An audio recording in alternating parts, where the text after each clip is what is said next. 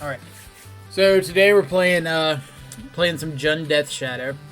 We've played this archetype pretty recently to like a top 16 PTQ finish. Trophied with it. Caught on in popularity a lot recently. We just saw Ben Jones take it to the finals and take down the NRG series event this past weekend.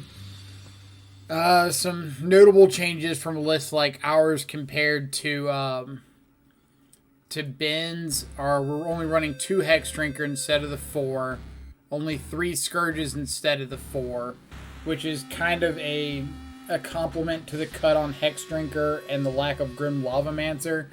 Since we're not as reliably getting Scourge online turn 2, we don't really want to see it as often as our only turn 2 threat. Additionally, we've got 2 copies of Kroxa, 2 copies of Assassin's Trophy in the main. Just gives us a much better mid-range matchup, much better time in the mirror. And we're testing out today a copy of Agadeem's Awakening as our 20th land and a potential recursive threat enabler late game, and a copy of Basic Mountain over the Basic Forest. The Basic Forest has come up several times recently when we're trying to get back Kroxa, and since we've got 2 of those in the main, I don't mind warping the mana base around it a little bit more. We're just going to have to keep an eye on how often things like fetch up Overgrown Tomb turn 1 for Basic Mountain turn 2, or Stomping Ground on 1, or Stomping Ground on 2 after Basic Swamp on 1 come up. Kind of see how that trend is going. On the sideboard, we've swapped out the 2 Cleansing Wildfires for 2 copies of Damping Sphere. The Tron matchup is pretty rough already. And Cleansing Wildfire felt like it wasn't doing enough to slow them down. So we're going to try out Damping Sphere. And that, along with like our 2 copies of Assassin's Trophy in the main, 2 K commands in the board, hopefully will give us a little game there. We've got like Brutality for burn, Veil of Summer for the mid-range mirrors, Spellbomb is our Grave Hate of choice, K-Return, EE is our sweeper effects, as well as ways to deal with Oriok Champion, Blightbeetle for the Heliod matchup, and a couple copies of K-Command for the mid-range, the mirrors, and then Luris is our companion. So we'll go ahead and jump into our first league with this, see how it goes. See how great or horrendous the deck feels, and move from there.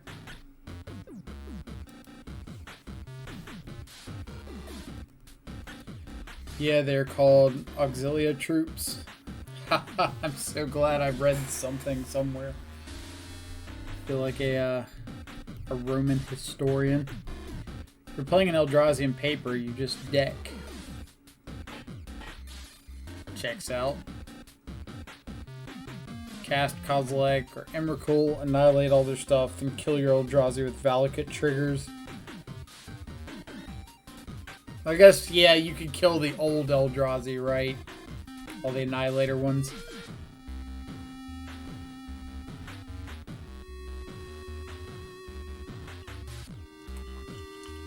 What on earth is Lorehold Mage? Gonna have to look this one up. Lorehold Mage.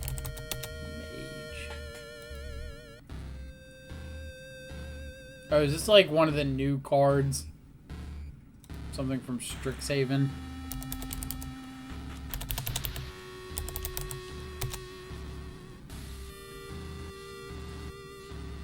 Oh my god, the Strixhaven spoilers have gone nuts.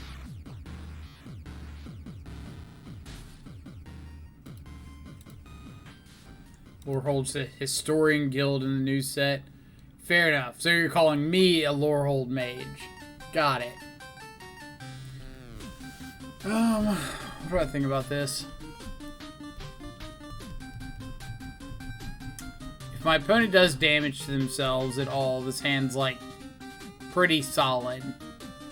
If they don't, the hand is like dead.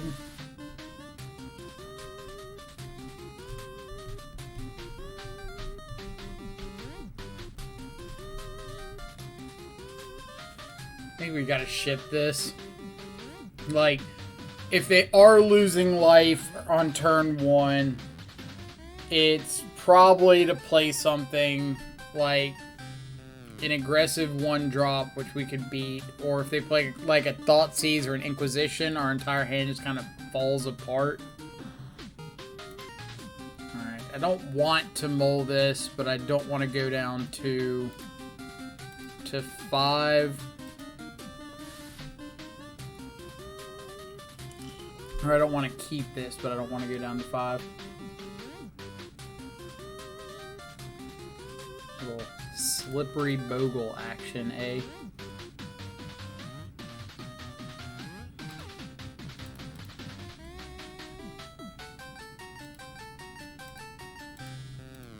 So let's see what our opponent's working with over here. Double Core Spirit Dancer.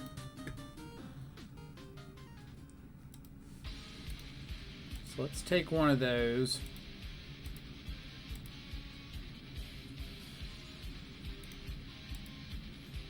Opponent's getting a little flooded here. Hopefully we can take advantage of that to an extent.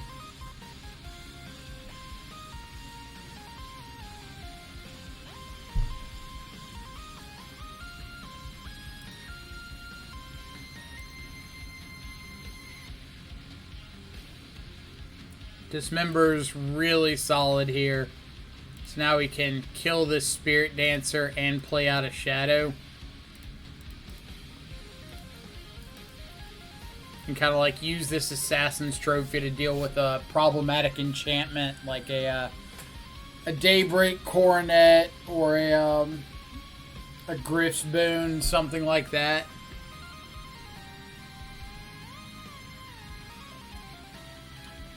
Yep.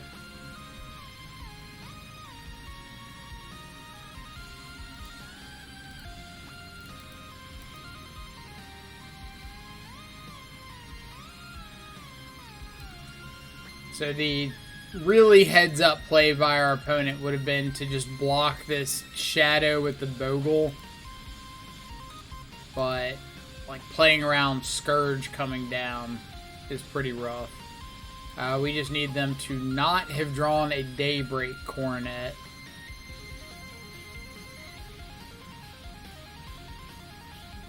That's fine.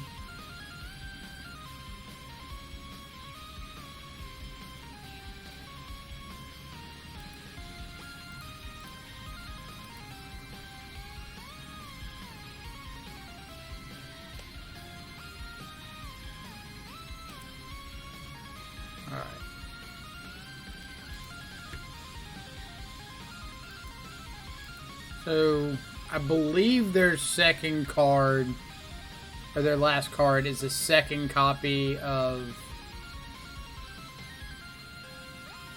Or am I making this up? They had a Brushland in their hand, and then... I want to say we saw Brushland off of Bobble. So I'm pretty sure their last card in hand is another copy of Brushland.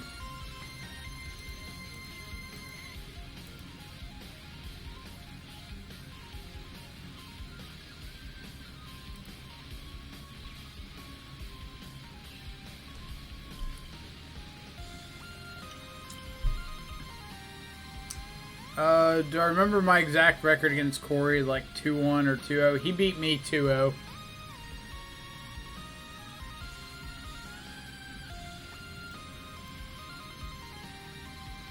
Let's see. Yeah, I could have gone upkeep double bolt, but I'm pretty positive we knew his last card was a second copy of Brushland. Like 95% sure.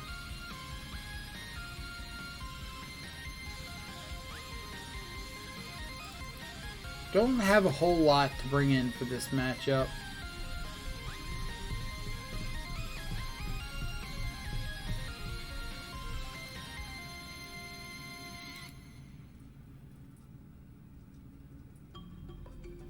I'm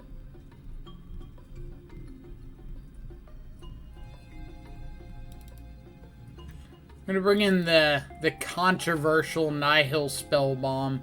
I think it's better than a Fatal Push, and it deals with like Griff's Boon.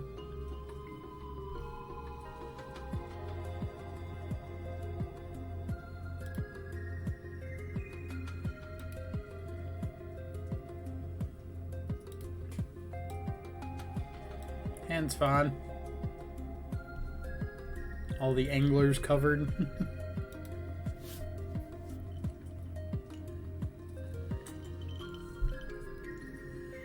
Think Spell Bomb is crap versus Leyline? Sure. I think Fatal Push is crap versus Slippery Bogles and Glade Cover Scouts, so we're gonna have to make a compromise somewhere.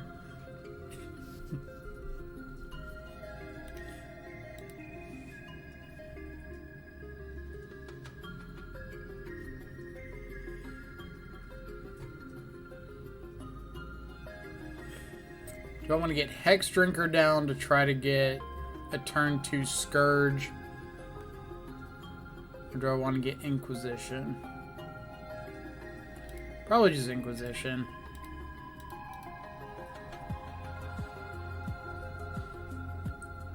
What on earth?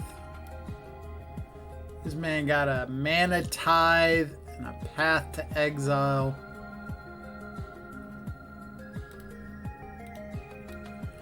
The nerve of some people. You out here mana tithing like it's 2015. Not even like old school mana tithe, like Time Spiral Remastered mana tithe.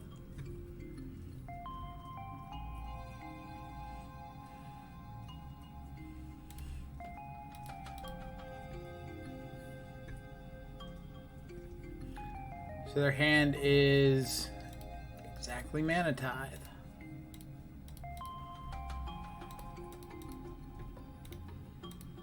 Alright. Mana, what now? Mana, what the hell did you just say?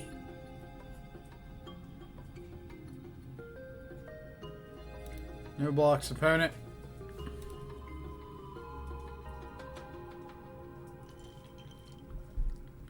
Alright, let's check for the interaction.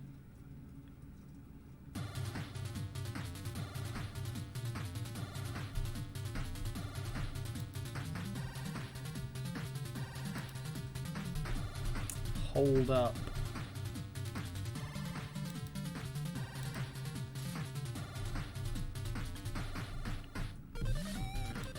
Alright, so we will pass the turn.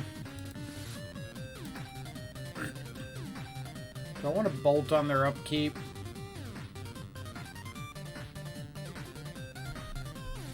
Nah. So they play Daybreak Coronet, like I can bolt myself. If they play a Daybreak Coronet, which we all know they have on top of their library every time.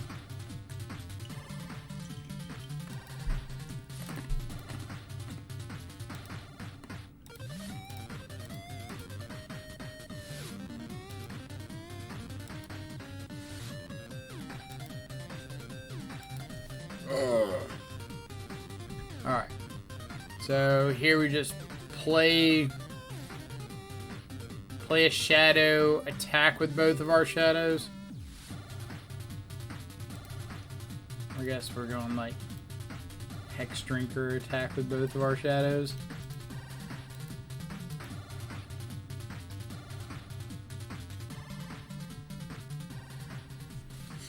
Oh, Bogles who?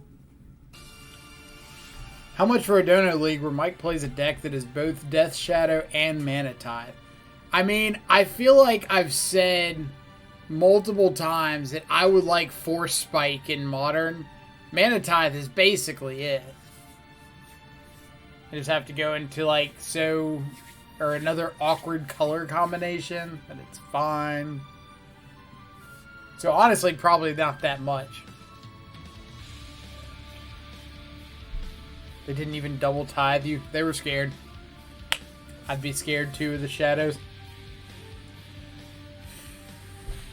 So smart and thin. That's like one of my favorite quotes from Hoogland's stream.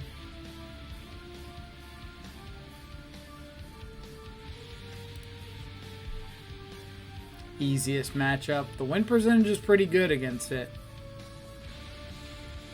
Play a deck that's both Shadow and Bogles. So we just strap up our Shadow with a Daybreak Coronet and look what you got, opponent. You got nothing.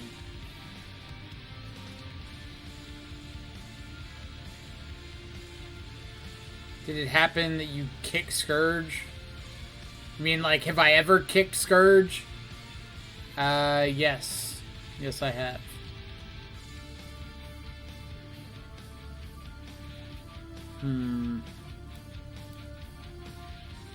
So this is like 3 lands before we can even get Tarmogoyf online.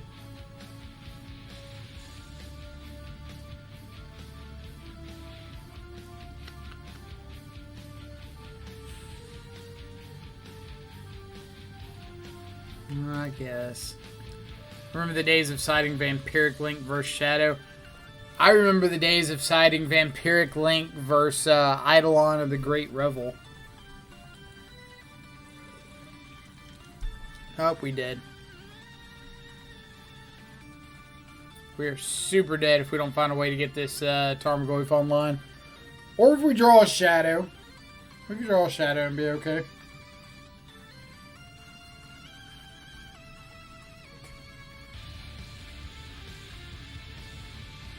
Turn 1, Lava Spike you in the face, like, has to mean Eidolon in hand, right? Like, just has to.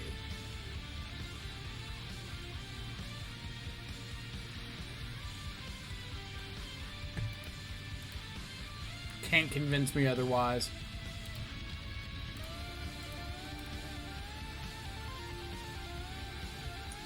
Got it. So smart and thin.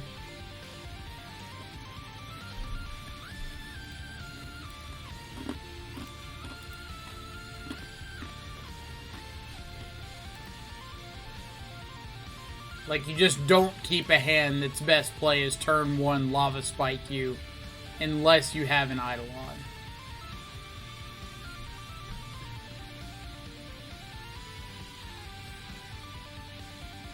Alright. I have to Thoughtseize here. The reason is, if I play Tarmogoyf and pass, they can have end of turn Skullcrack me, untap, land, Searing Blaze, Lightning Bolt, and this Thoughtseize does nothing. So if I want to save the life off of this Thoughtseize, then I have to cast it now to make sure that I'm able to hit something.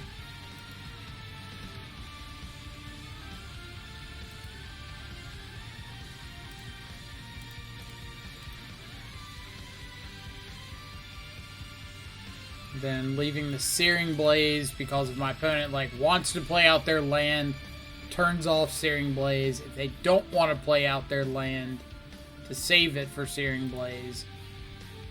Well, they're not casting burn spells in my face. Skewer me.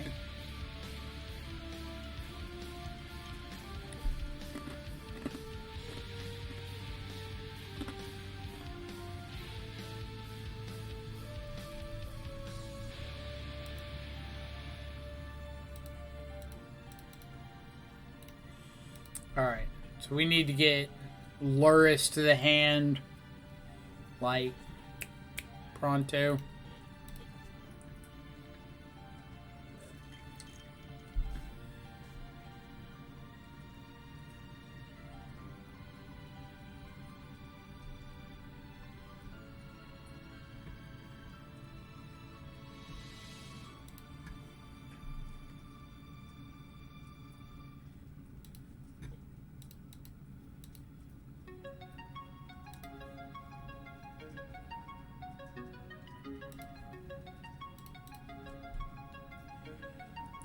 pretty sure we're dead, but we might as well fight just in case. Because if this Sunbait Canyon draws them like land 1-drop, and we play like 1-drop creature, and we play bolt or push on their 1-drop, untap, play Luris, they draw second creature, like we probably win the game. So there's the land. Alright. Almost had them. So brutalities are great here. K-Command's okay.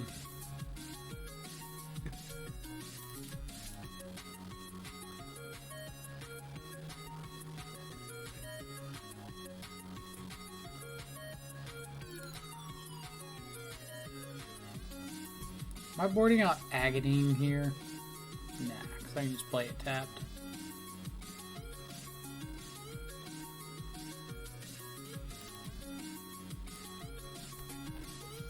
Sag. I mean, it happens. We didn't exactly keep a very anti-burn hand.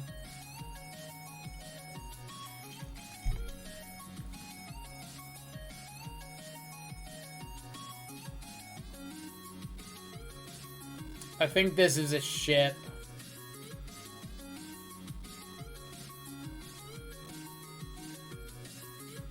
Like, it's really awkward for turn 1 because we're basically forced into fetch shock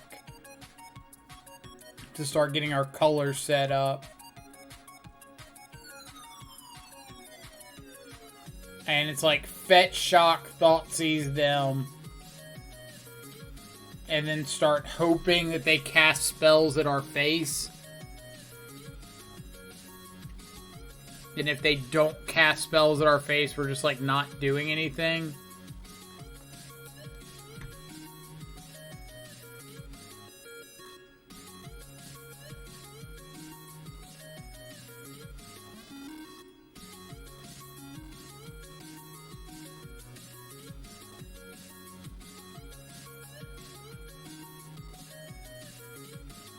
It's either Hex Drinker or Battle Rage.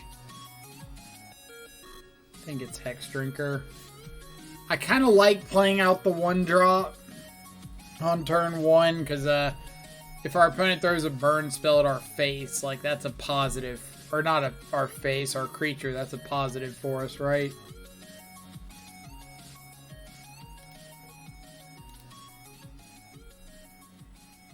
Gonna go high upside.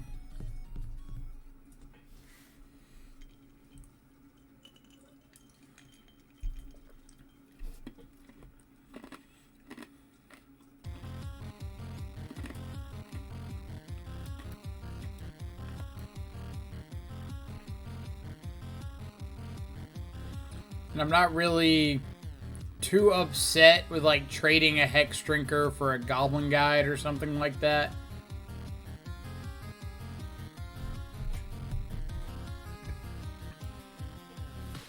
I want to check out these Strixhaven spoilers at some point. Plarg, Dean of Chaos. Plarg. Discard, draw. Check those out in a second.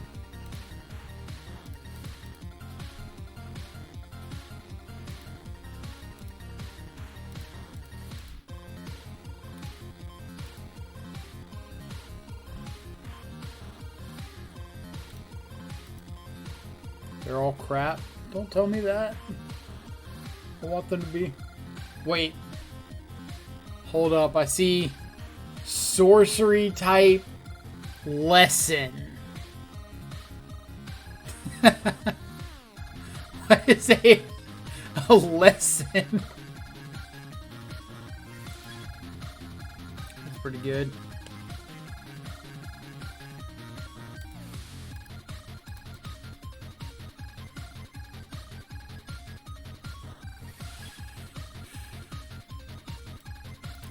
Opponent kept a 1-lander.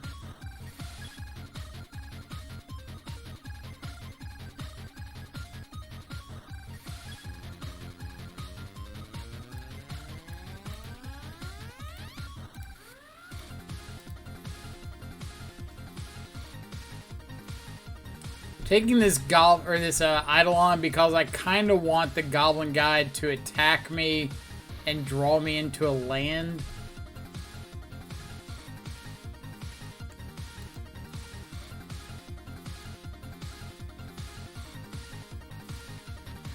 Technically.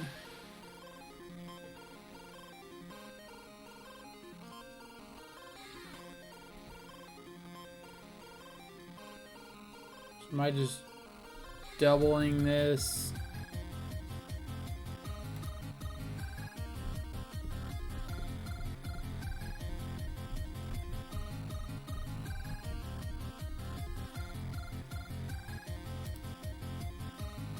I guess I could Agadeem, add Luris to my hand.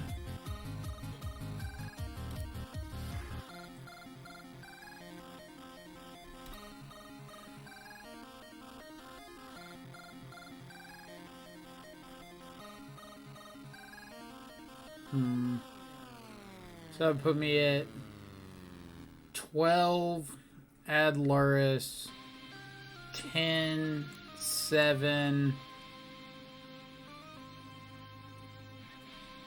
No.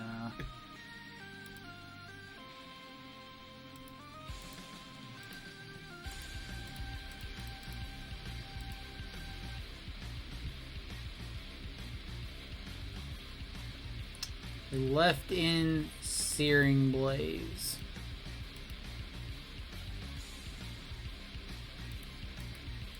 Good to know.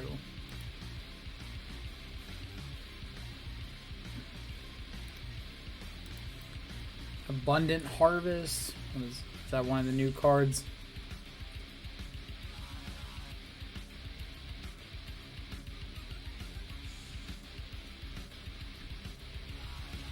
Let's Spike Skewer down.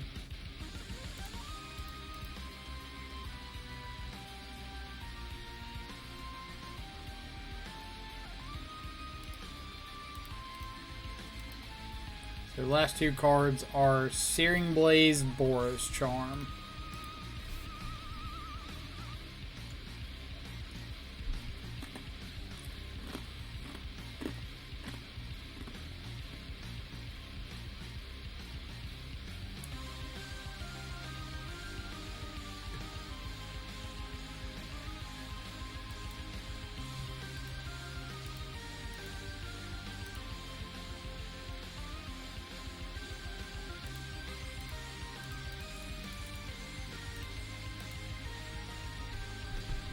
New card, which will also be released in Modern Horizons 2.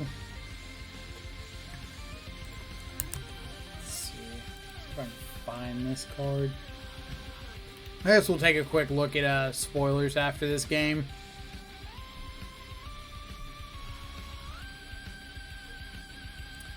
I was going to make some comment about how we were dead to like a hasty 1-drop creature off the top. But we were also just dead to a spell.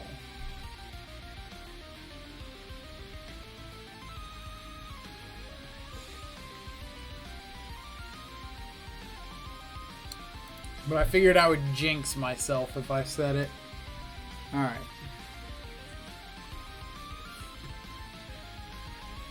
So, like, what I usually do when I go through a spoiler set is basically look at everything like CMC 3 or less.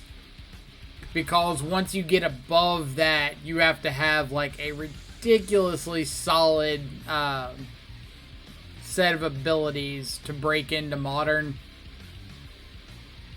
So like 3 or less is kind of, could be decent value cards. So Rowan, Scholar of Sparks, Instants and Sorceries cost 1 less.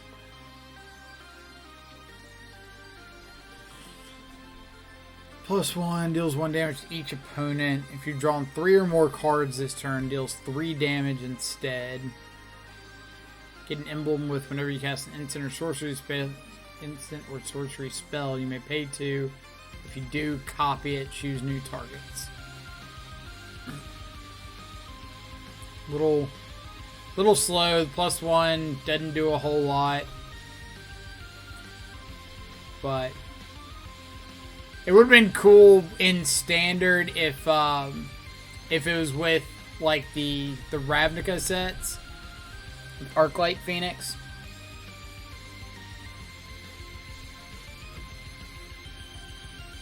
So, everything in like colors we care about.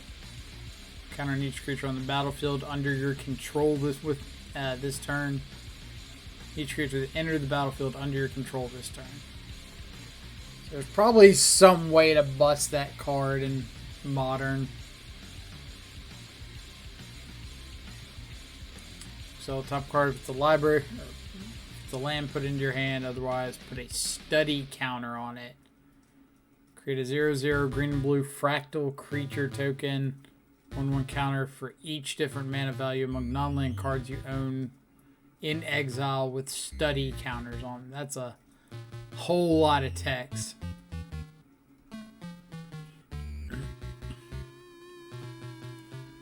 Magecraft. Whenever you cast or copy an instant or sorcery spell, put a 1/1 counter on Dragon's Guard Elite.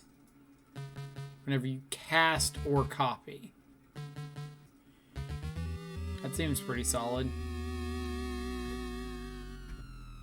Whenever you cast or copy an instant or sorcery spell, each opponent loses 1 life and you gain 1 life.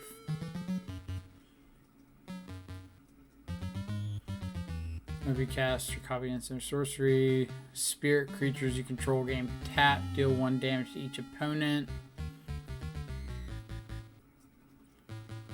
Magecraft can't be blocked. If that spell has mana value 5 or greater, put a 1/1 counter on it.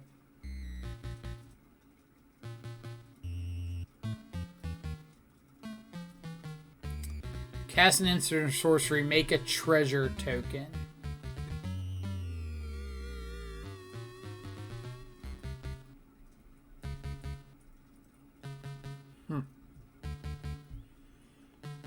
See. Look at the top 3 cards of your library. You may reveal a land from among them. Put that card into your hand. The rest on the bottom of your library in any order. Target creature gets +1/+0.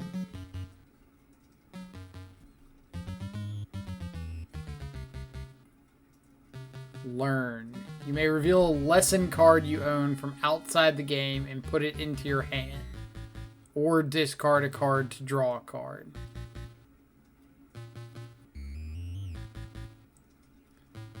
So,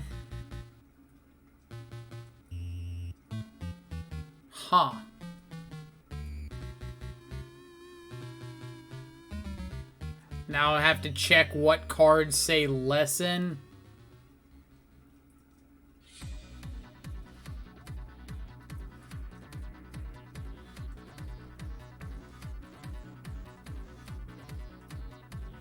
I already knew the commands were pretty bad.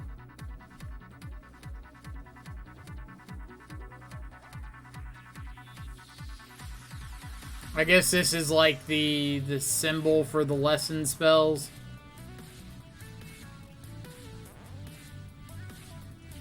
A rare land cycle. Spine Glimmer Snarl enters the battlefield. You may reveal a forest or island card from your hand. If you don't, enters the battlefield type. Oh, so it's a it's the, what was it, Shadows over Innistrad cycle completed.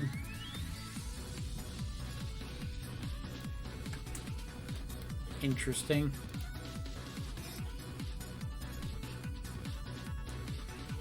Am I missing all the dual face sages? Like when I look at the bottom and it says 4 mana wizard on the backside, like I'm assuming the backside's basically unplayable. Exile top X cards of your library, put a study counter on each of them. And you may put a card with a study counter. Yeah, that's like, that's horrible. 4 mana, you gain life, pay 1, put a 1/1 counter on each creature you control, and they gain trample. I don't know if there's a way to take advantage of that in Heliod. There'd have to be a way to, like, gain life, make a mana.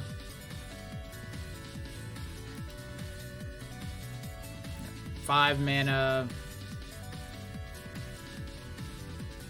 Exile the top card of each opponent's library till the end of the turn. You can cast those. Spend mana, nope.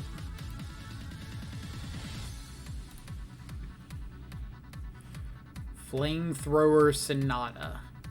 Discard a card, then draw a card. When you discard an instant or sorcery, deals damage equal to that CMC's mana value to target creature or planeswalker you don't control. It's okay. Put 1/1 counter on another target creature, then Embrose Dean of Shadow deals 2 damage to that creature. So you put a 1/1 counter on it, and then it deals 2 to it. Yeah, so like the back halves of these are all pretty terrible.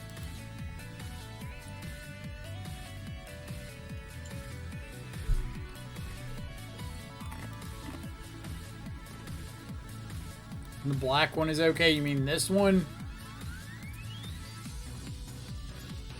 Like, you gain life, pay 1, put a 1/1 counter on all of your guys. I mean, is that better than, like, Archangel of Boon? Since this, you have to pay mana for it, where Archangel can just, like, go infinite.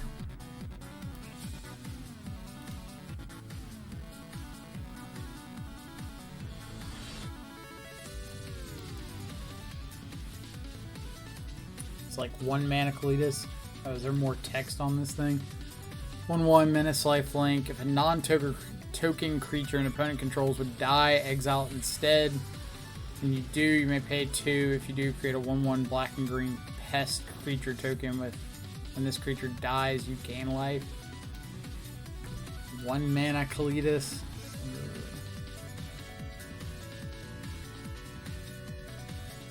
Alright, so we got Burn again. I think I just want to start killing off creatures, right?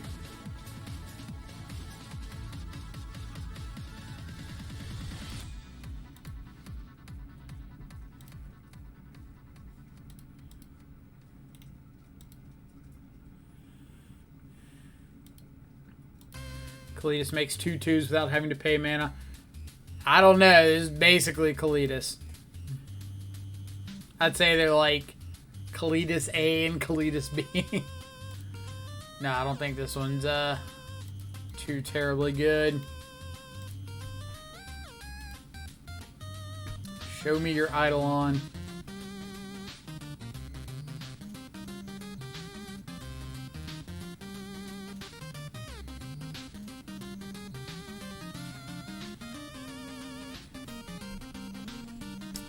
So how do I set myself up in a position to kill my opponent next turn? Probably can't. So if I can't, let's just slow roll a turn.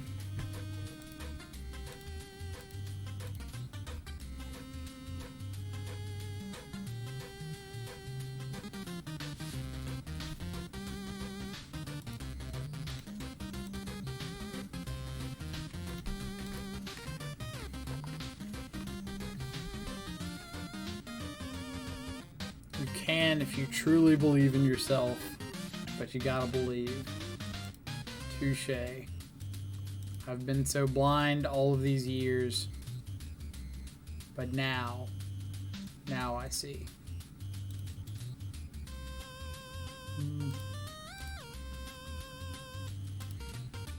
Can't play out a shadow yet.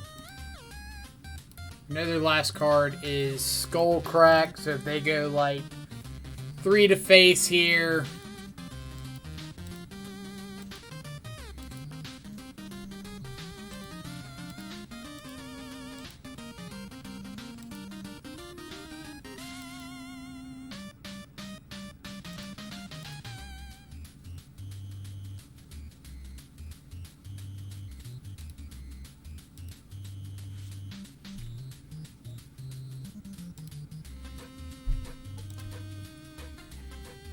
What you got, opponent?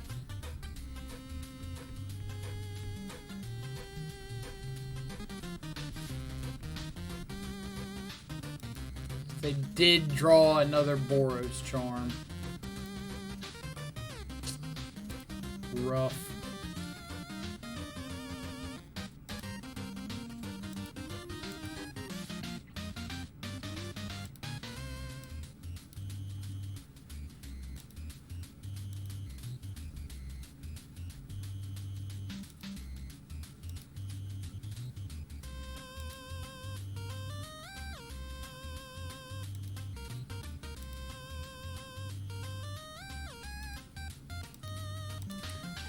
Yeah, so like we can't, I guess we could Battle Rage, put them to 1.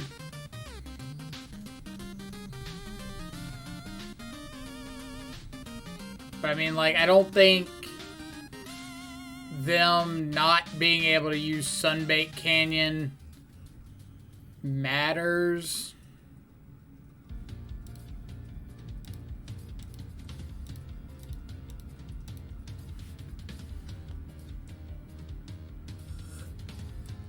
But, like, we can't go down to 3 because of the known Skull Crack. So, if their last card is, like, Rift Bolt or Light Up the Stage, maybe it ends up mattering.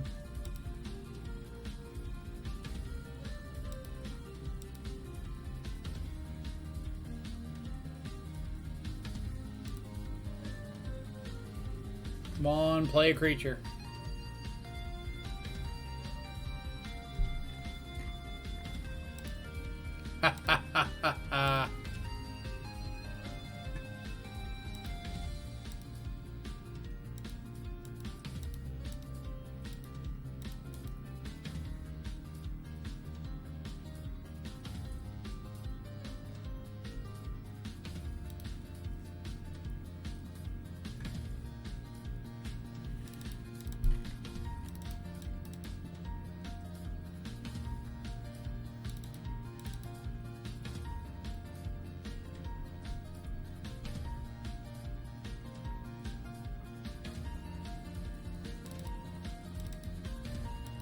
Winning at 1 life against Burn.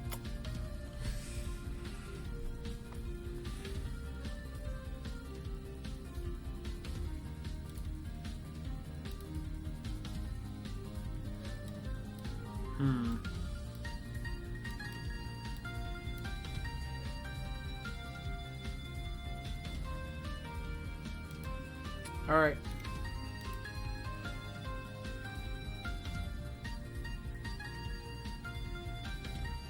Turn 1, Suspend Rift Bolt is great for me. So I'll go turn 1, Swamp Thoughtseize.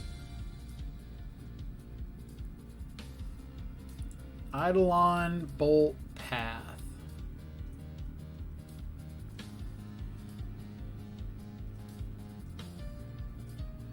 Well, I guess we're going to take that there Eidolon.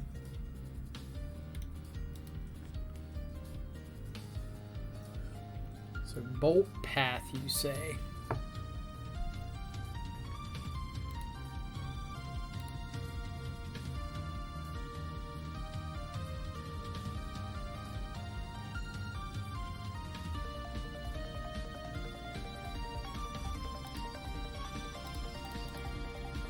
What are the chances our opponent paths our Kroxa with the trigger on the stack? Apparently not very much. It's worth a try.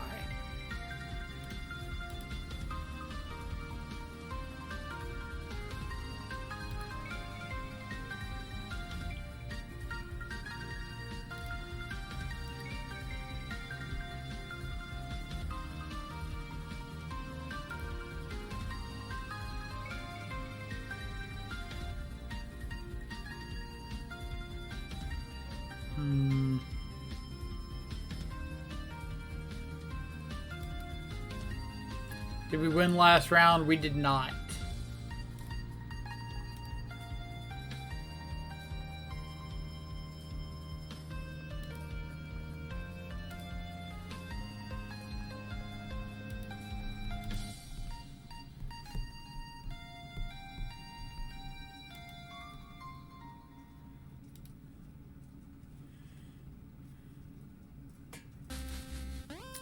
opponent with the colossal cranial plays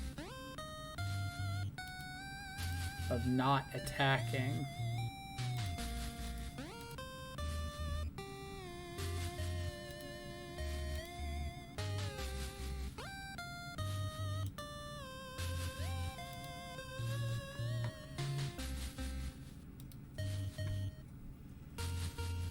So we know one of their cards is Path to Exile. I'll play out Tarmogoyf first, because if they path this, that's fine. I wasn't going to get to Battle Rage it for lethal, but I can Battle Rage my Scourge for lethal.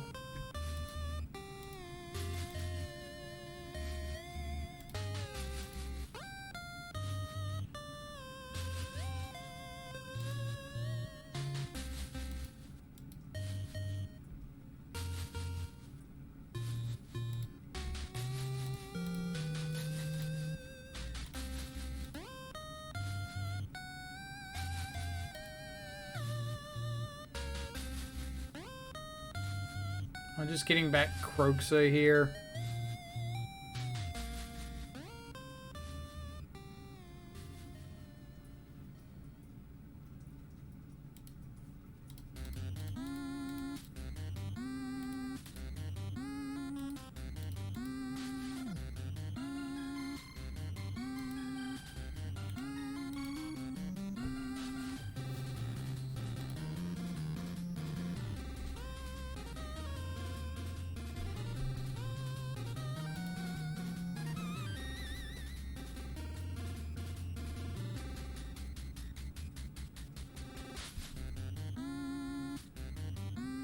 Alright. The old Eidolon A.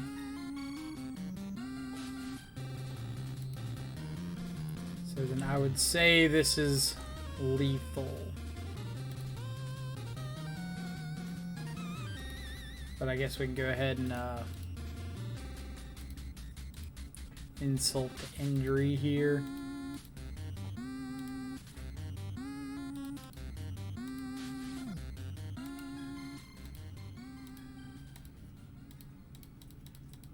The good old Battle Rage a Croxa finish. Alright, match 4. What do we got?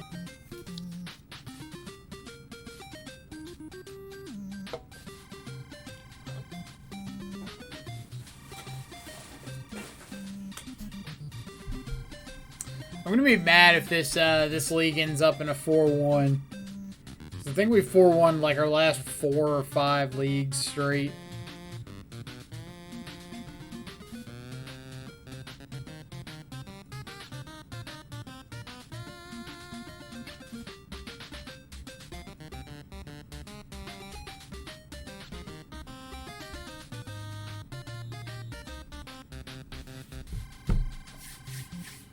What was that card that everybody was talking about from, or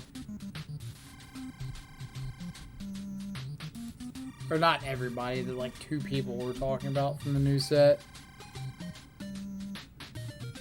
The one getting printed in Modern Horizons.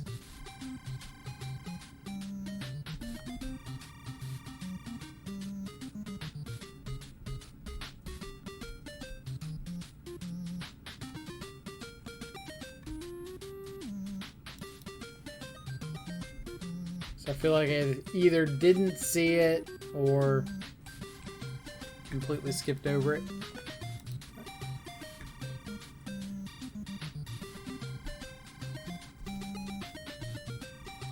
Up against Magic Dan. Magic Dan has revealed a Lurrus.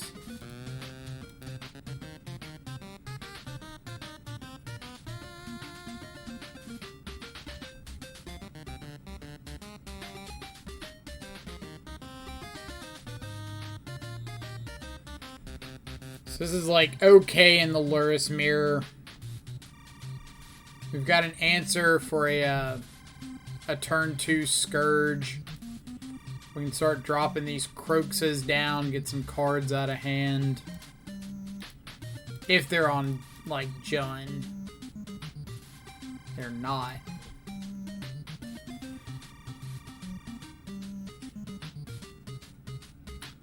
Kiln Fiends and Lava Darts. Who else is as confused as I am? Here's the card. Abundant Harvest. 1 green, choose land or non-land. Reveal cards from the top of your library until you reveal a card of the chosen kind. Put it into your hand and the rest on the bottom of your library in random order. That's cool. I'm not opposed to it by any means. Alright, Croxa number 1.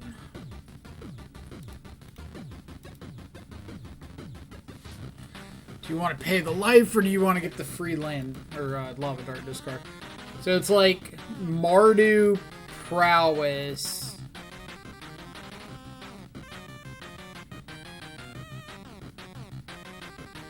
Play the land I didn't know about.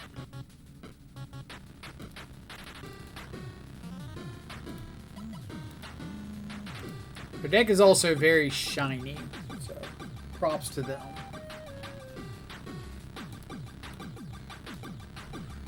Pitch Blood Crypt.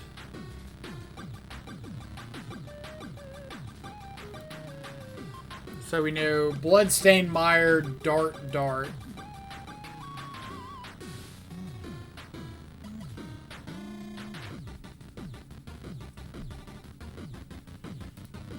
Dart, unknown.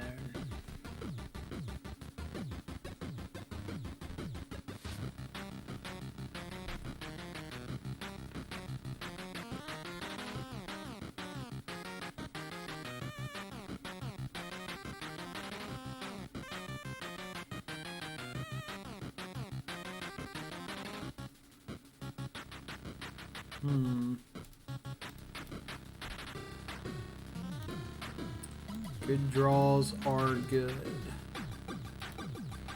One of your finest Lurises, please.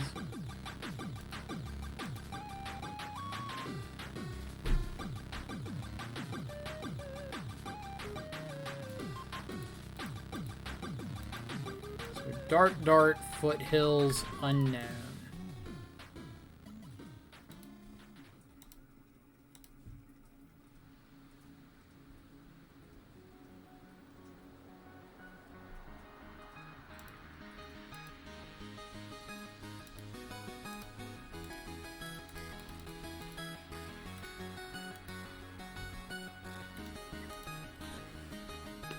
Dart, Foothills, unknown.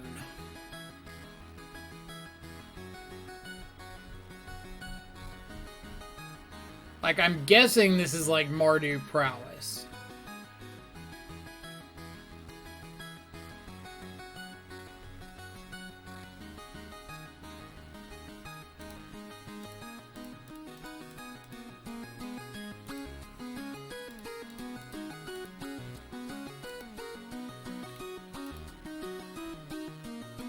What's the white for? Seeker of the Way?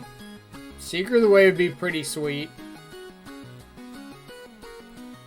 Maybe like Path or Purge or something. Like, they discarded the Sacred Foundry pretty early. So I don't really know what that really represents. Like, maybe they just don't have white in the main board, so they don't care about it.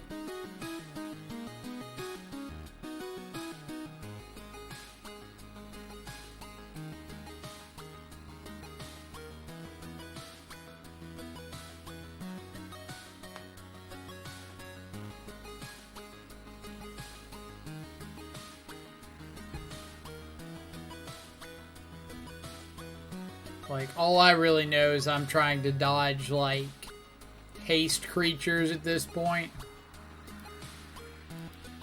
If my opponent wants to spend, like, double bolt on my Croxa, I'm pretty okay with that.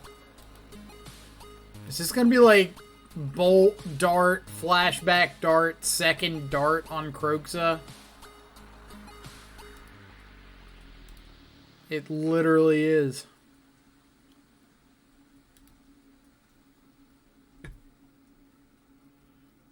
I see you, opponent.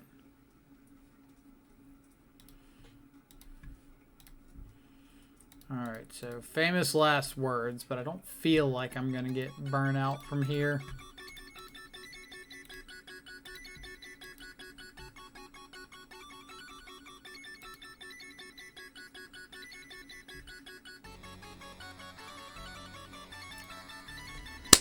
I don't know what just happened.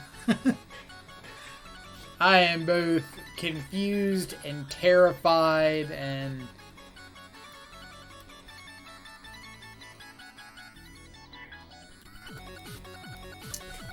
really have no idea what to expect going into game 2.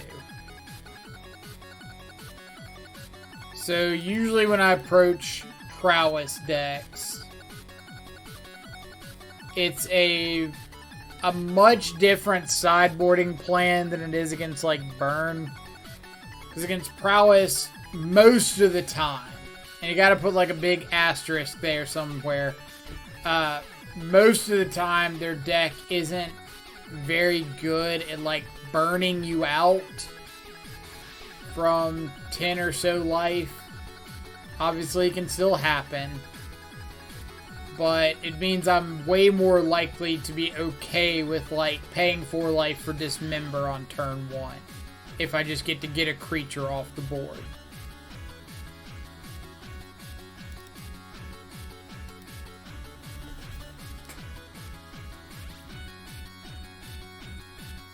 Gonna sit here and like optimistically board out a Thoughtseize since I don't have to worry about Stormwing Entity, and they're gonna like board in a playset of Gurmag Anglers.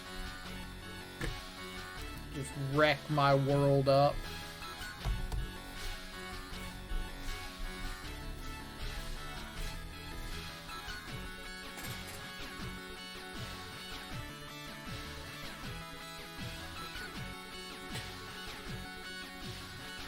So, speaking of Seeker in the Way, can we fit Seeker of the Way in our Mana Tithe Shadow deck?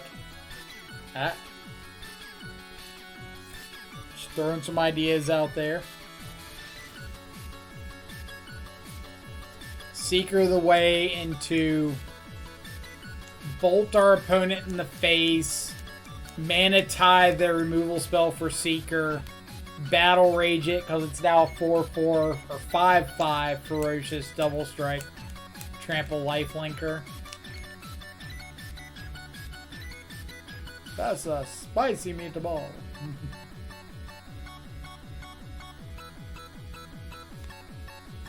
Like that's just gonna be how we beat the burn matchup. Just board in 4 Seeker of the Way. Alright, hand's pretty terrible. Like, if one of these lands were a creature, it'd be a snap keep. And I think even if the Battle Rage were a creature, it would be a pretty easy keep. Because, like, we have interaction for multiple creatures on their side of the board.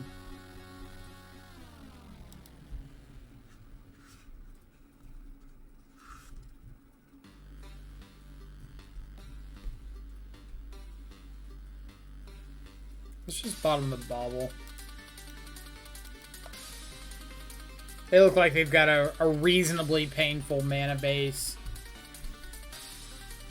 So I'm just going to kind of assume that this Scourge can get out of bolt range.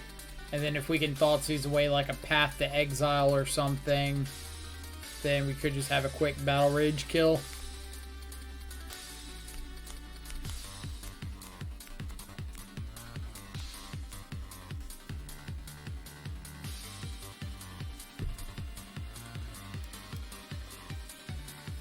Opponent is... Alright. I've told Steven I'm going to do it before. I'm going to have a whole video series on Mishra's Bauble. Like, what is the reason for bobbling yourself on my upkeep? Because now if you see something that you want on top with Bobble, you can't do anything turn 1. Or you're fetching it away. Just completely goes out the window. Like, it's very possible he doesn't have anything to do on turn 1 anyway. But then why not just save that Bobble for my end step? Why cast it now?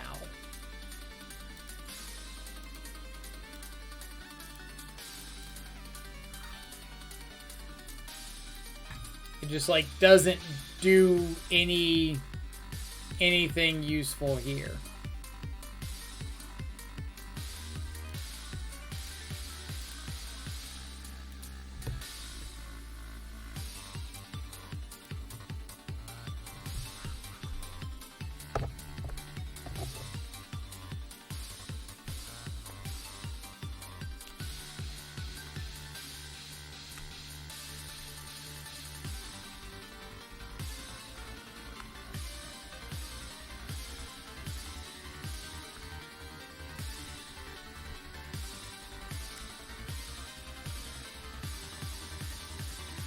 By doing it on upkeep.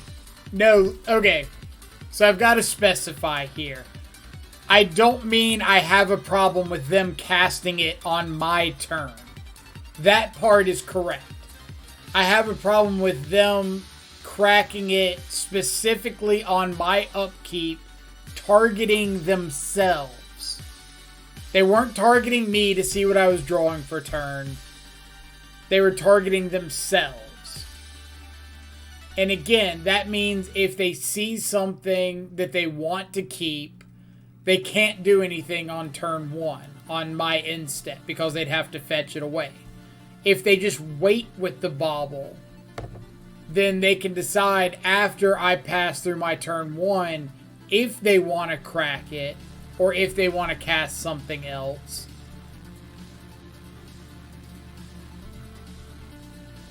And the tension's gone.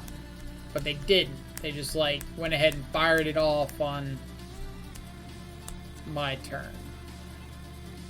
Or on my upkeep. So I understand the cracking it on my turn to play around discard. No problem with that part. It's cracking it on my upkeep. Like, no additional information is gained. You've actually cracked it before you had a chance to get any kind of additional information.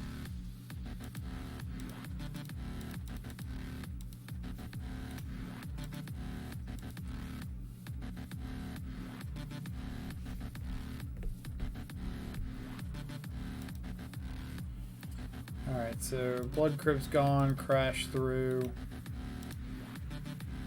Foundry's now gone.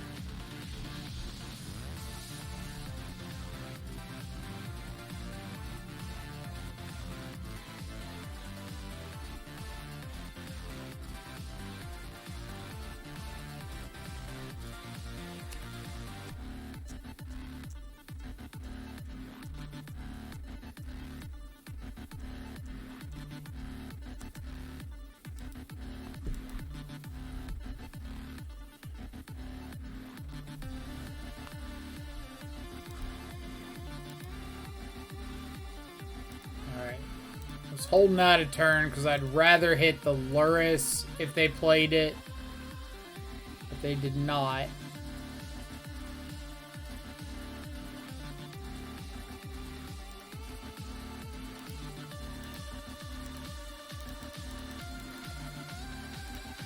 Unfortunately means they're going to be able to more than likely Luris plus Scourge this turn.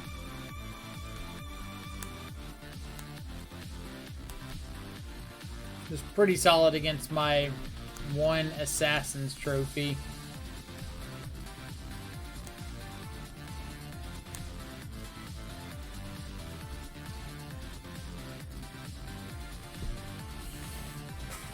So let's see.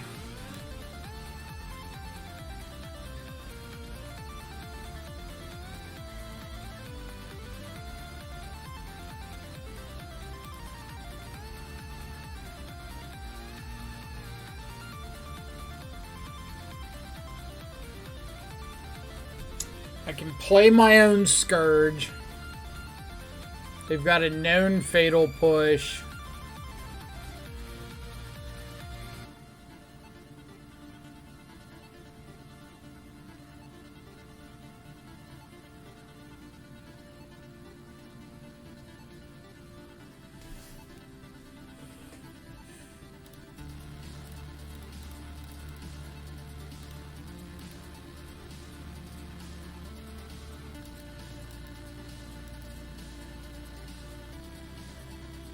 But if their hand only has one removal spell, then this could give me a chance to, like, trophy their Scourge.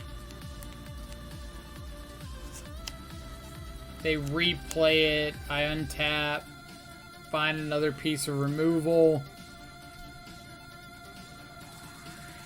Or find another land and go Lurrus plus Scourge from the yard.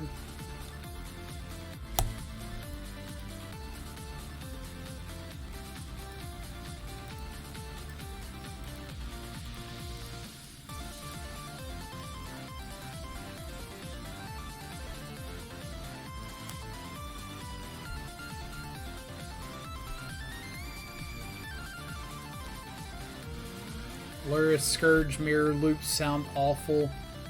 They're not the worst, but like I just didn't think they were a Scourge deck based on game 1.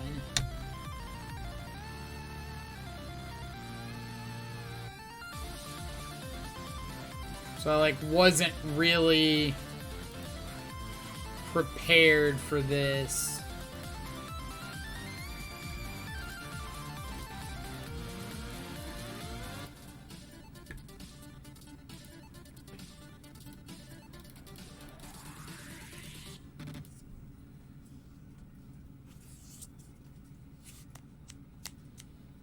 Alright, you have the removal spell.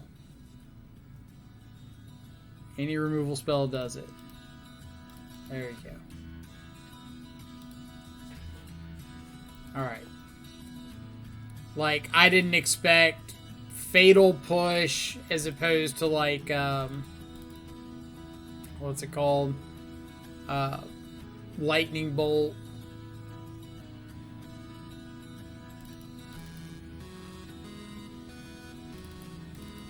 Like, this changes up pretty good bit of our board decisions.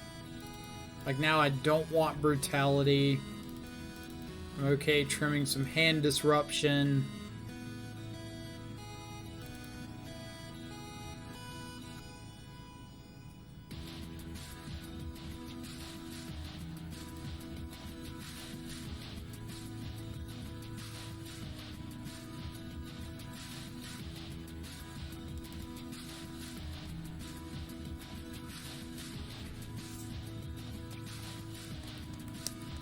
Maybe I should have kept in the Spell Bomb. They could still very well be on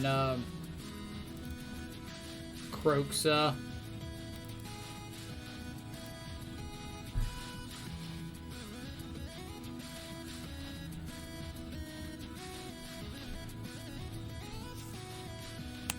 Like nowadays, if you're playing Red Black X, I kind of assume you're on Kroxa.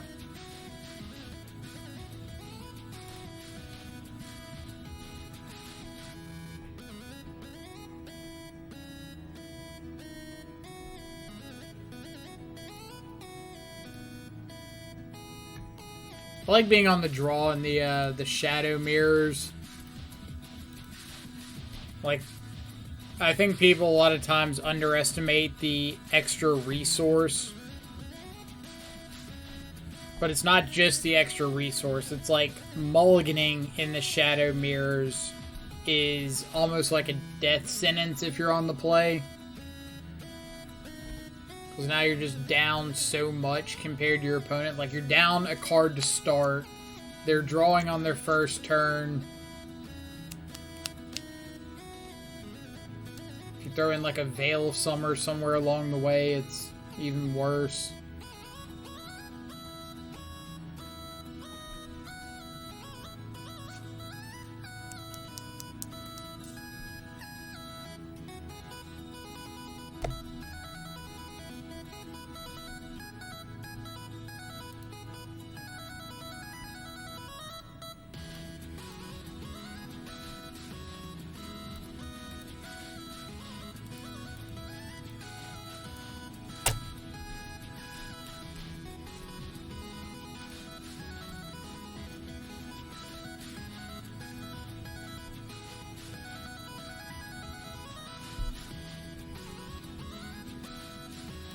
Yep.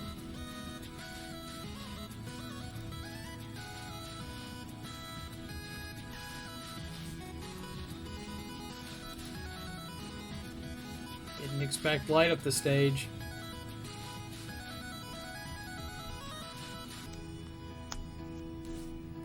Ooh, are they stuck on one land? If this Kroxa gets stuck in exile, that's pretty fantastic for me.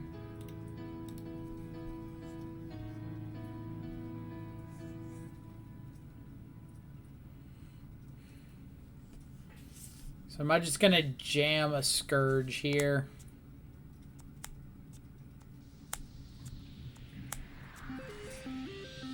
Like, it dies to Lightning Bolt, but if they're Lightning Bolting me next turn, they're not playing Kroxa. And that could mean Kroxa's just, like, stuck in exile for the rest of the game. So I think I like that.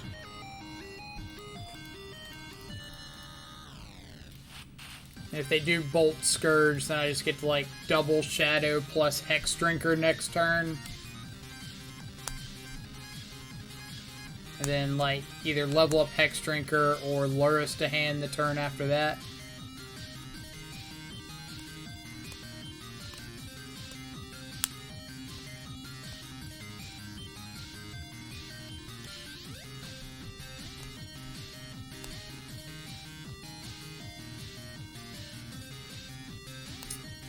I think opponents going through the realization that if they wanted to shock that in, they should have bolted first.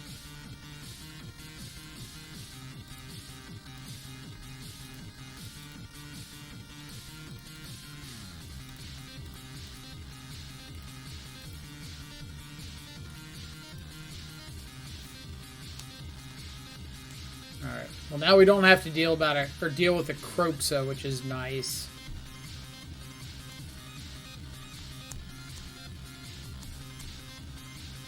They do have Manamorphose.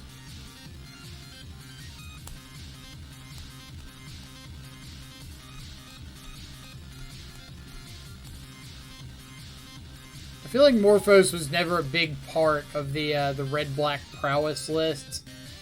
It was always like Cling to Dust, Fatal Push.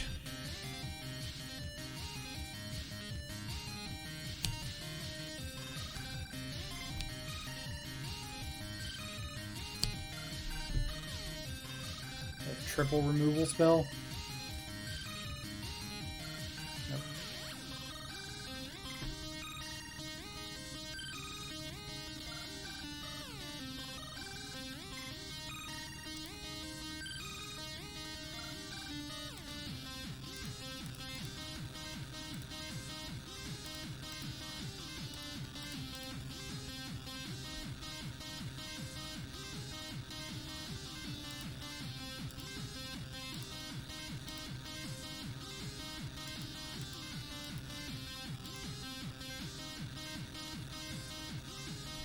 Manamorphose make black. So prepared for a Wrench Mind. We do have another Kroxa.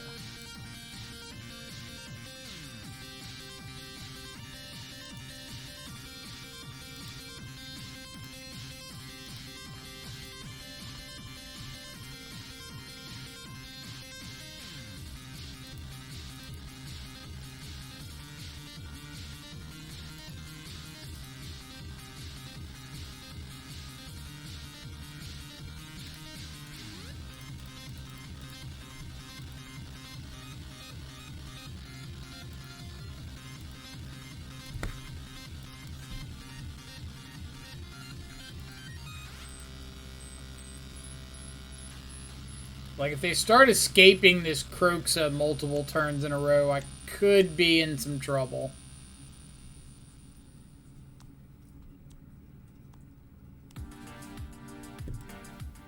Alright. That's really good.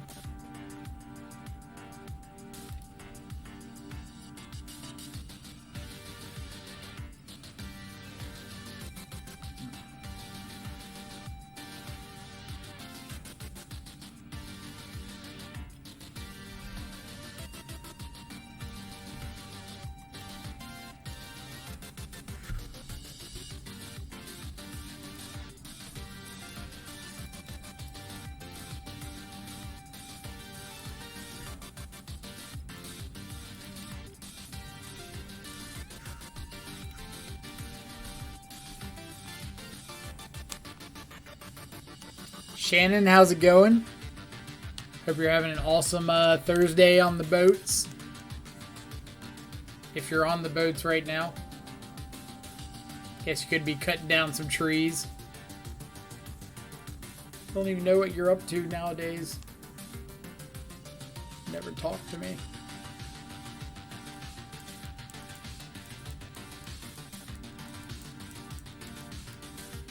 Alright. So if this is like Get Back Croxa, opponent's probably dead.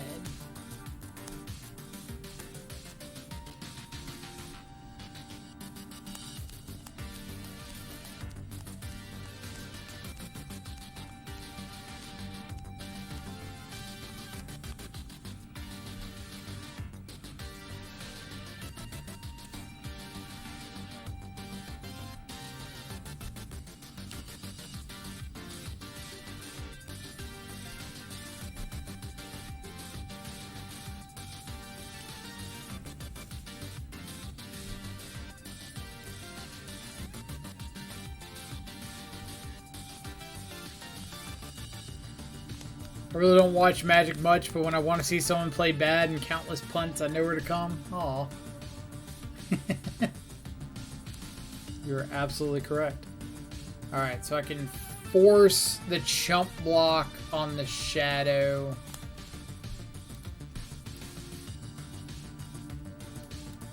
Still captaining the boats. There you go. Crash through Battle Rage.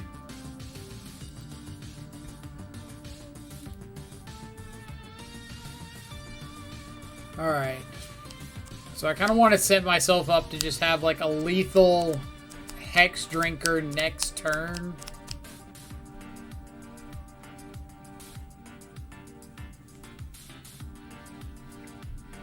So I can Fatal Push, Soul Scar, level up, level up. Have to block if I attack with both.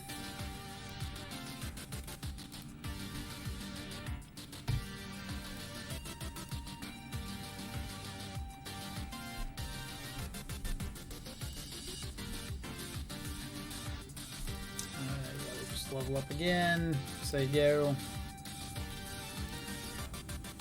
So they can get back Croxa, make us ditch this Thoughtseize. That's fine.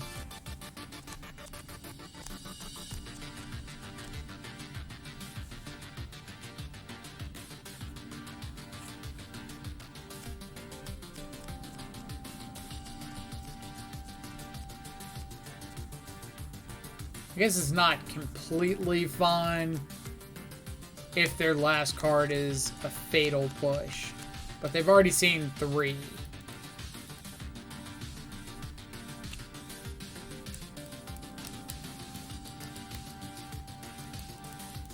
But if I had cast Thoughtseize, I'd be at 5. Croxa Trigger would put me to 3 or 2. Then like Lightning Bolt would have been lethal. So I think I'd rather have... Yeah, I think I'd rather take this line regardless.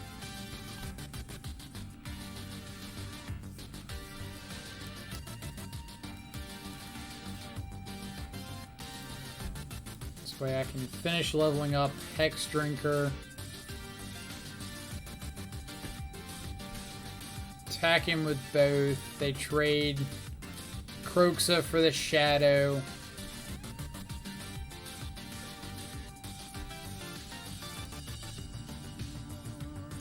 And I'm just holding Bobble in hand for another Croxa trigger. And untapping with a nice little Pro Everything Hex Drinker.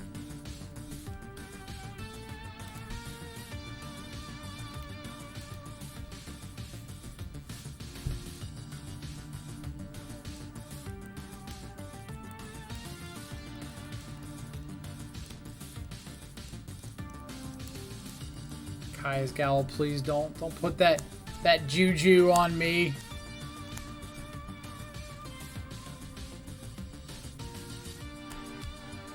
If they have like Bolt Battle Rage, they can just kill me here.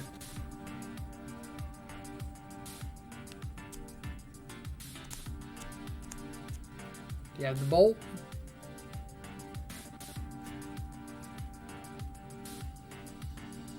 Seems like I'll light up the stage.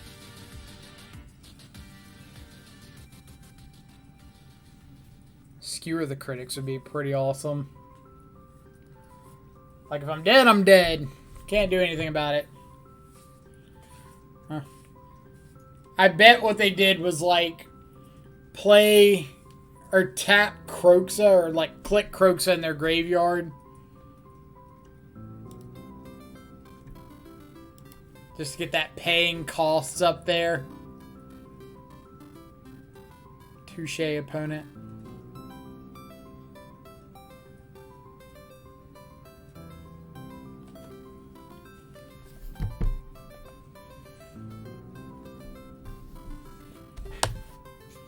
All right, what do we got for round number 5?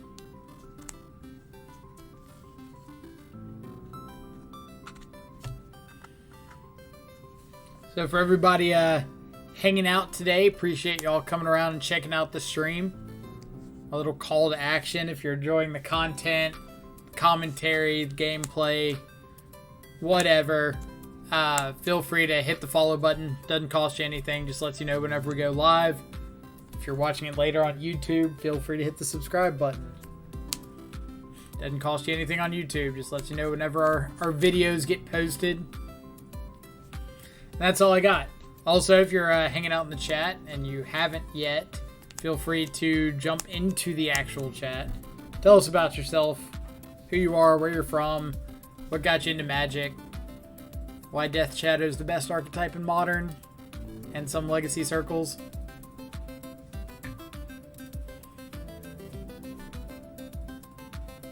Steven also coming through with the YouTube and the Twitter links. We've also got them like down below in little clickable title form. Just so you know where everything's getting posted. I would love to play first. His hand's pretty terrible. His hand is okay. Stitch Stomping Ground. Yeah.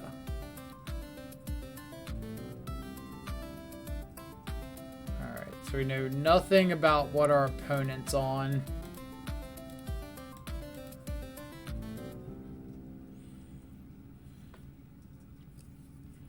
So I'm taking like a middle of the road life loss play here. Double Force of Negation, Cleansing Wildfire. I'm going to take the Wildfire. We're going to try to get like a bit of a tempo edge on our opponent here. Because if they were banking on like Wildfiring their flagstones to get mana ramp into some of these bigger spells, I'm just going to try to like sneak under that a little bit.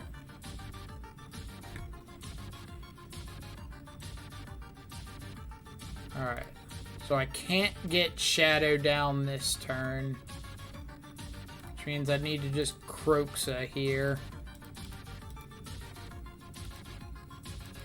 Greedy Shadow player. Sometimes.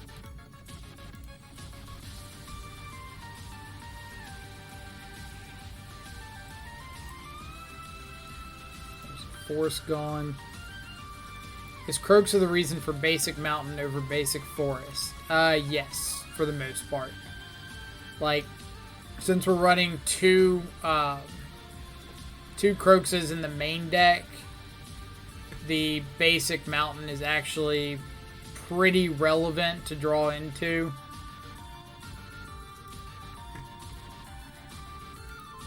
Like, the basic force has kept us from getting back Croaksa multiple times.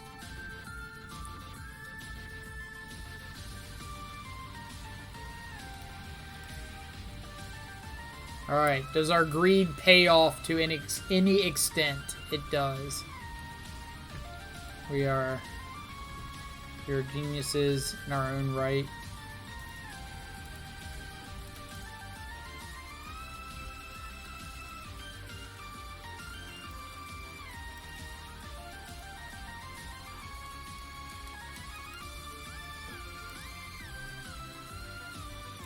Please don't mana leak me, bro.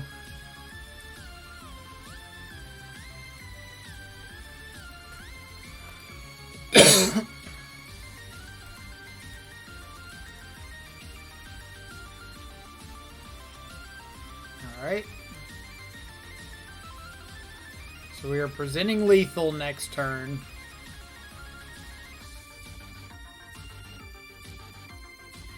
But I assume this is like a Teferi. Yep.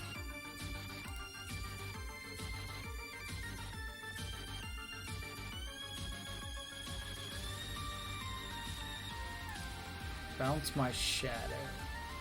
Okay.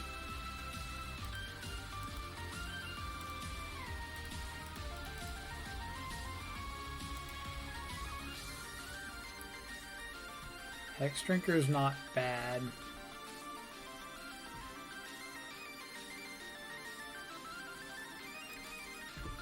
I don't really expect them to have, like,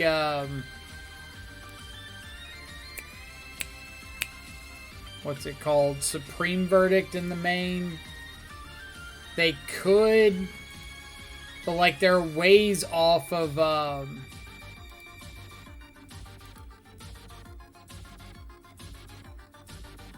they're ways off of it.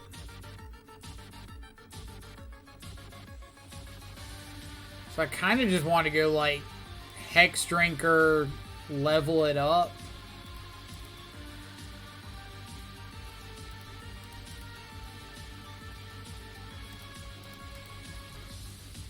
If I hit a 5th land, I can just like level it up to a lethal attacker.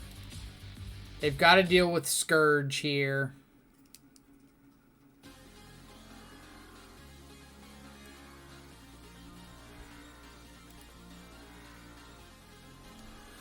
A new art for Inquisition of Kozilek was just spoiled. Looks pretty sweet. Do you have a link to it?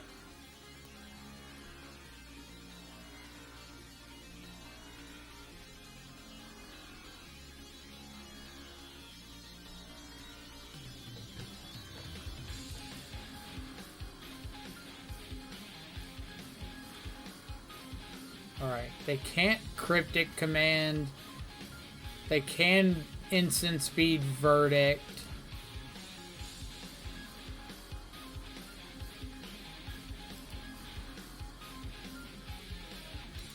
They can't double burn spell me.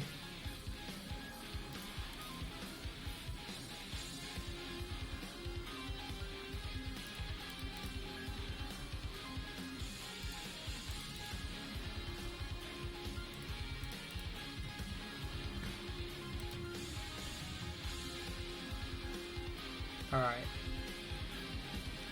So what was their plan there? We knew about Teferi Force, Big Teferi Cryptic. So if their last two cards were like a Snapcaster, they could snap Cleansing Wildfire, block the Scourge with Snapcaster. And then Hex Drinker wouldn't be lethal. Or if they had like a path or something to deal with Scourge, then the Hex Drinker wouldn't be lethal. So I think leveling it up was the right play there.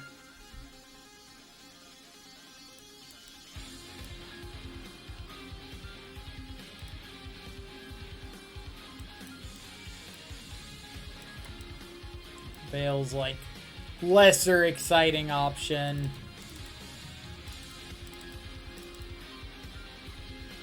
But it's a possibility.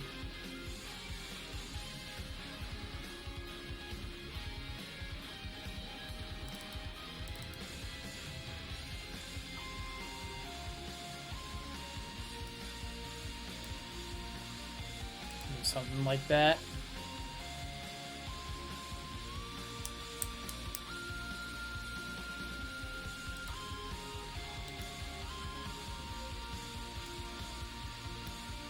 Bobble, bobble. Alright, so we just need like another fetch land, and we can potentially get Kroxa back on a turn 4-ish.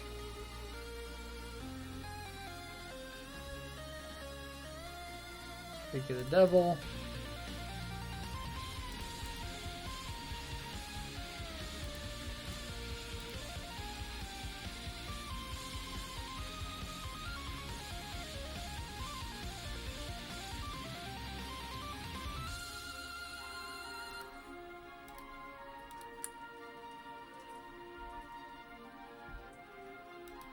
Drawing a Snapcaster. Okay.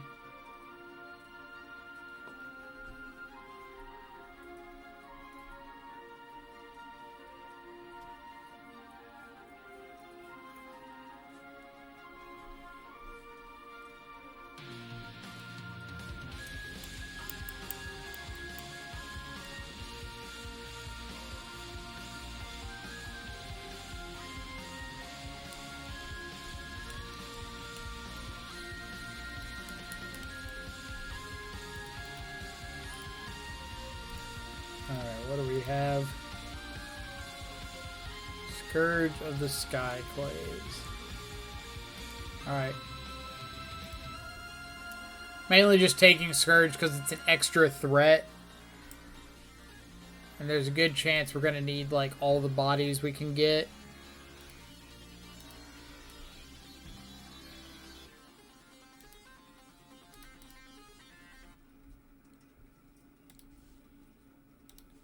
Let's get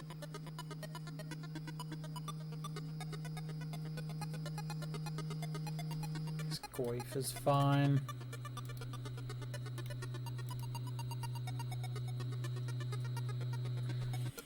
So I'm on my last match of my first ever MTGO Sealed League, and what I can wholeheartedly say is that the queue times alone make it not worth it.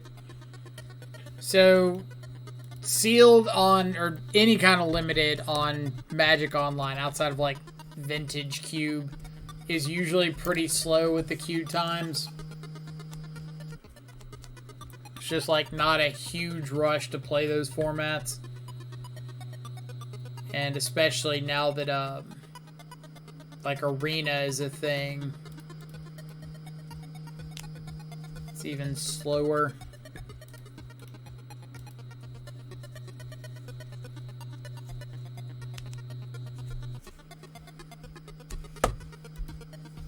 But Arena has definitely become like the default limited client. Like I said, outside of Vintage Cube.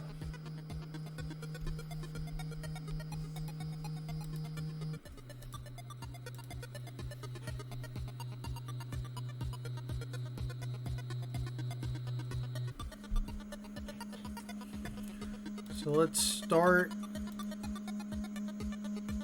Inquisition.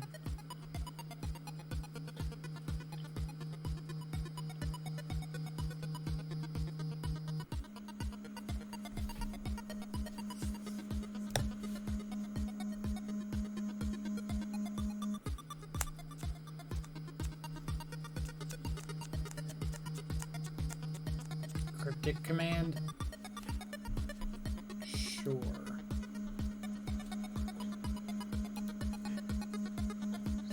just hit down to Fairy.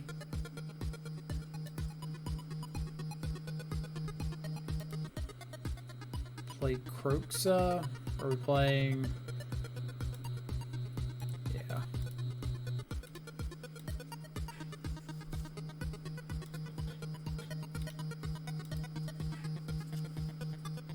Talking 15 to 20 minute times. That's pretty bad. That's really bad.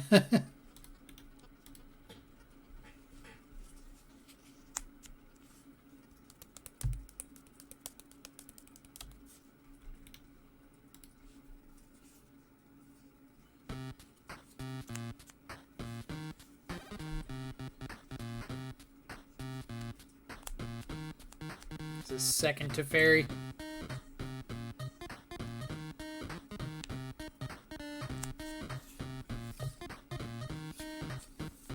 Yep.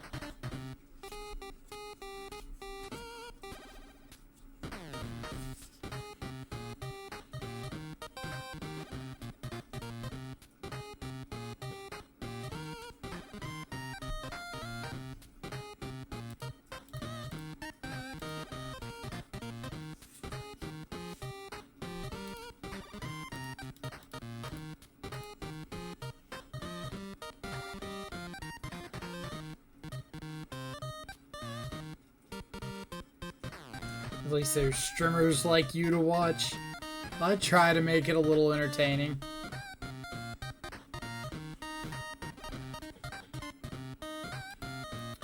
Be worth brutality. Maybe they're trying to protect something there in hand. Possibly. I'm kind of hoping to next turn be able to like brutality plus get back Croxa.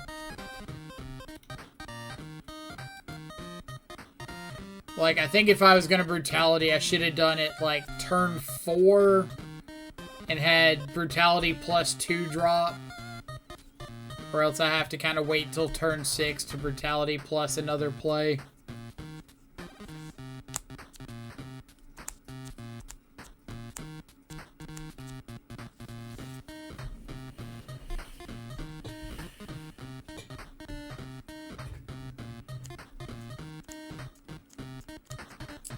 Prairie Stream seems like an ambitious one in their Flagstones of Trocare, Reflecting Pool, Triome deck.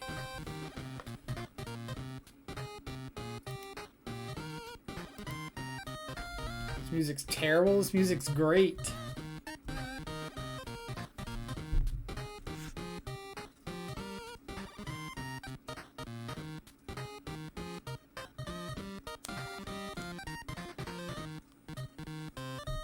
Scourge, sure.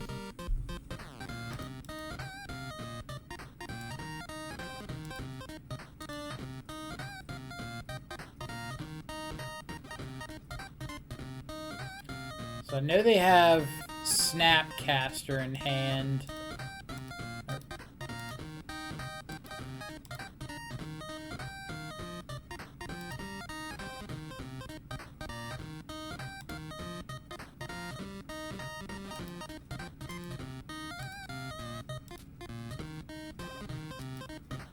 What else? 'Cause they're not casting much.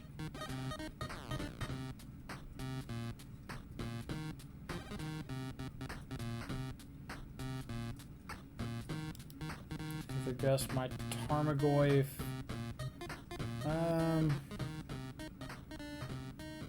We'll go top, why not? Snapcaster, Shark Typhoon. Alright, well, let's get back Croxa. Red. 2. They've got land.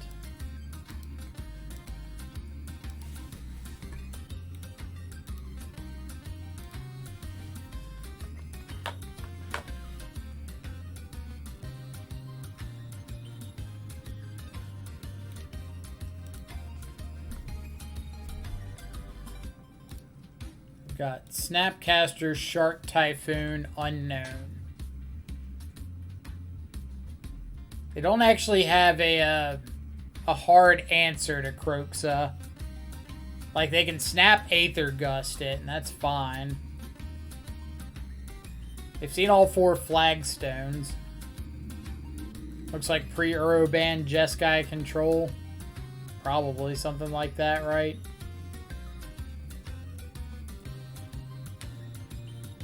Could hard cast Shark Typhoon here.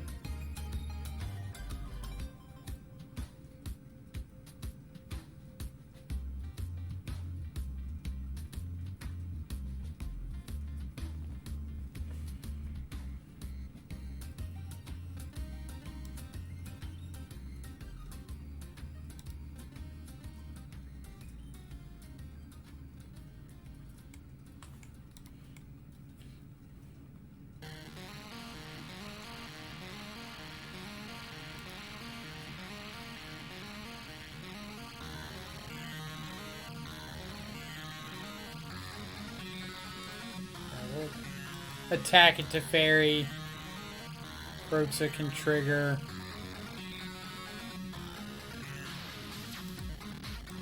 We discard Scalding Tarn, so their last card is Snapcaster Mage.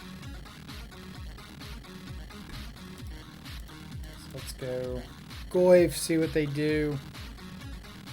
They're probably just going to save this Snapcaster for, like, Snap Cryptic command. Tap me down.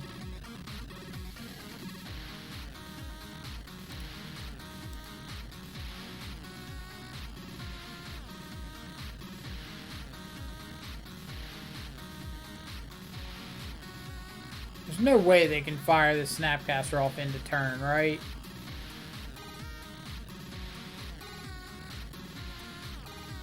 Like, Snap Gusting a Goyf here just does, like, literal nothing.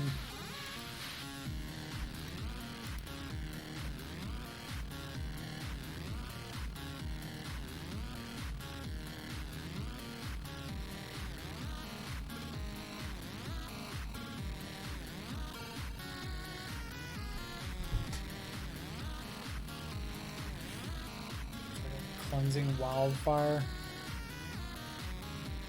Wildfire yourself. Sure.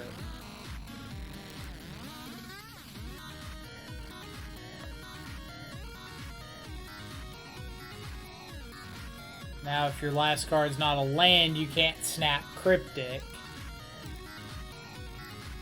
That seems like it was a little ambitious.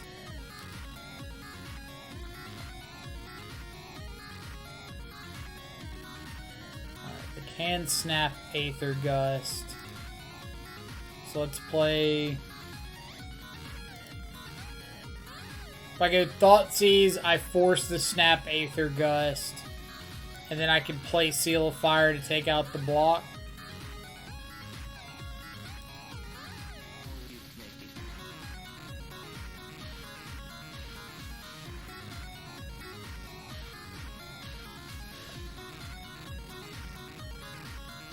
Alright, they just drew a Cryptic. Sure.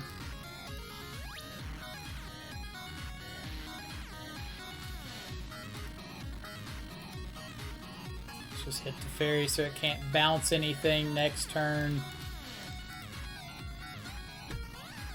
Lure us to hand. Do I want to go ahead and just play this out as a land? Kind of. Like, it's good insurance against a Wrath, but I'm only getting back a 2-drop unless I hit another land.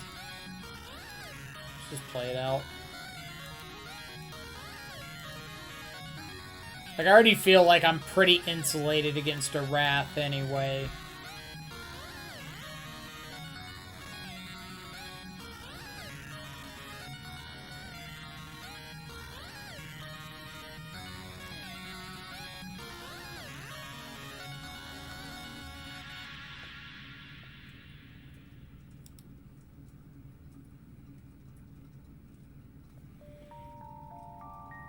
So, start by making them commit this Snapcaster. This is kind of like a matchup that's taking a while, but for the most part, our opponent's just kind of like treading water.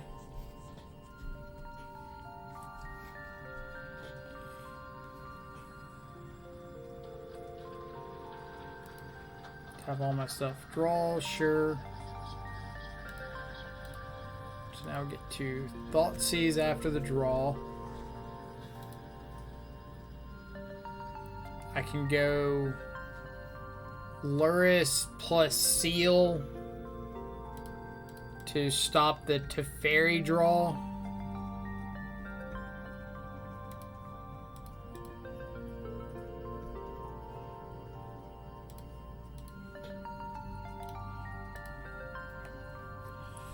So they've basically got like one blind draw to rip.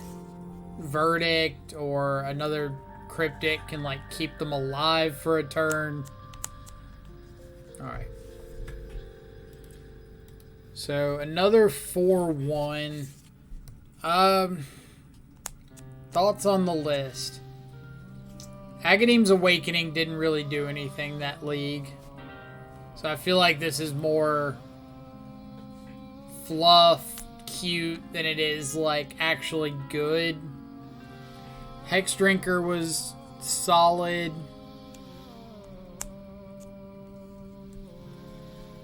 We saw a couple games early where Scourge not being able to get to like bigger than a 3-3 or even get online at all was a little awkward. Croxa was nice. Trophies were nice.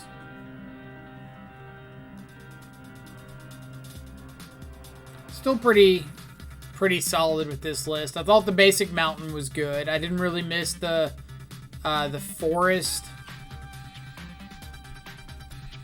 But I think I'll probably go back to like Ren and 6 over the Agadeem spot.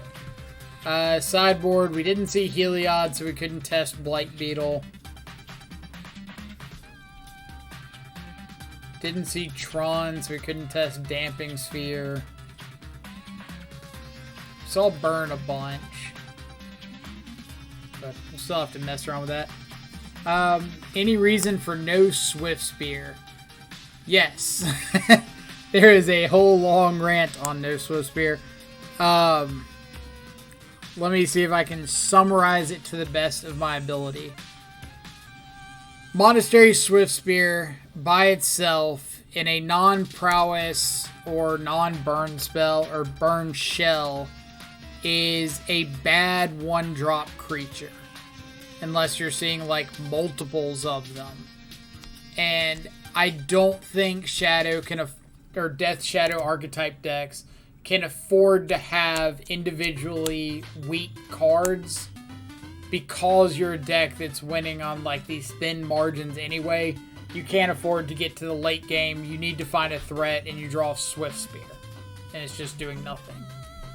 You can't afford turn 1 Swift Spear that gets stonewalled by Giver of Runes or Athalia or whatever, and you have to start using all of your spells inefficiently to make that Swift Spear do anything.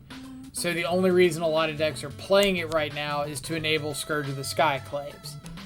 And I would rather play threats that scale into the late game or like extra removal interaction like that than play Swift Spear because I just don't think it has enough of an impact on the game. I'll bet the Radiant Fountain from Titan is so demoralizing when you have Scourge. Yes, because they always have the Radiant Fountain.